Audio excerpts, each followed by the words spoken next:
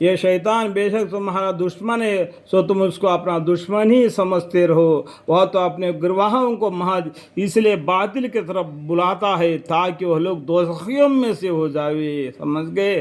ये शैतान बेशक तुम्हारा दुश्मन है, सो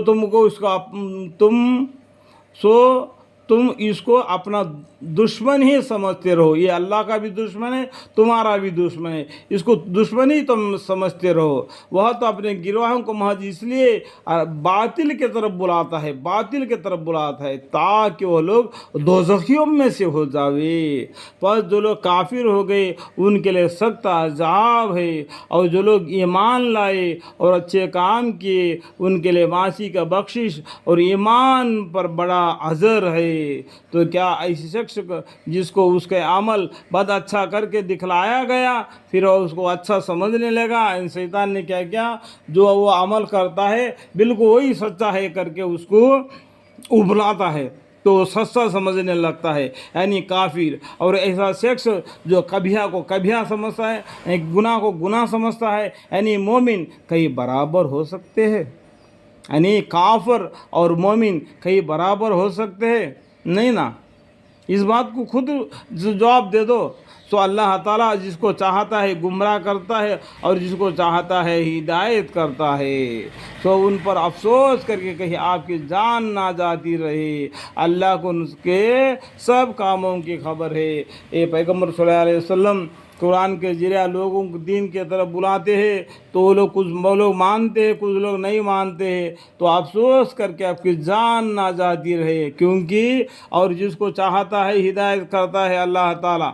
तो अल्लाह ताला जिसको चाहता है गुमराह करता है और जिसको चाहता है हिदायत करता है। सो उन पर अफसोस करके कहीं आपकी जान ना जाती रहे। अल्लाह को उनके सब कामों की खबर है, अल्लाह को उनके सब कामों की खबर है। आप इतना गम मत करो, आपका काम है अल्लाह के हकाम को उनके कानून तक पहुंचा देना। मानना नहीं मानना उनकी मर्जी है, माना तो सही है, नहीं माना तो जहन्नमी है।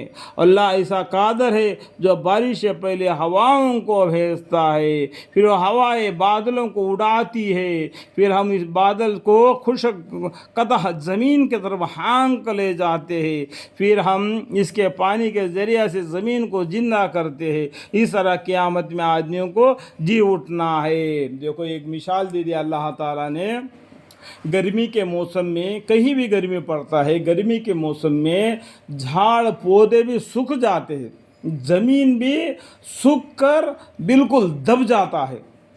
तो अल्लाह ताला क्या करता है, बारिश को भेजता है आसमान से।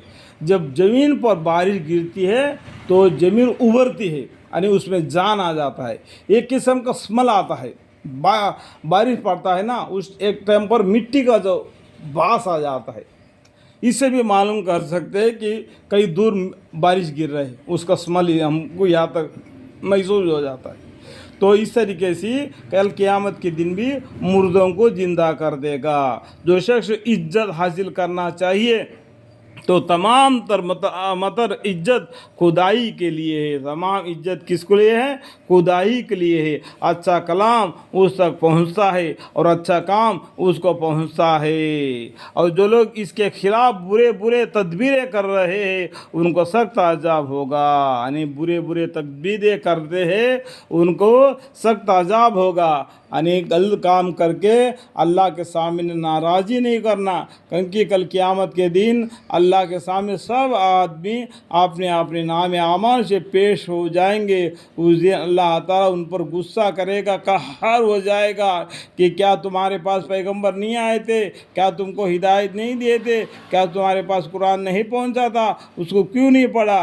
ऐसा गलत काम करे बरखिलाफ़ बुरे बुरे तदबीरें कर रहे हैं उनको सख्त अजाब होगा।